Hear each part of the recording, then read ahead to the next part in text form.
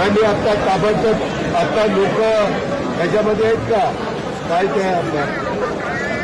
सुरक्षित ठिकाणी आहेत का काही पाण्यात आहेत मी आता नाही हेलिकॉप्टर पाठवायची गरज आहे का एनडीआरएफची टीम किंवा एनडीआरएफची टीम किंवा मिलिटरी पाठवण्याची गरज आहे आर्मी एनडीआरएफची टीम एक्झॅक्ट कुठला भाग म्हणला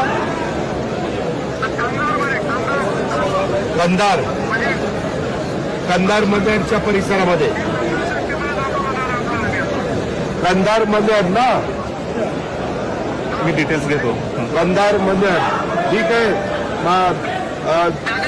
बोला बोला बोला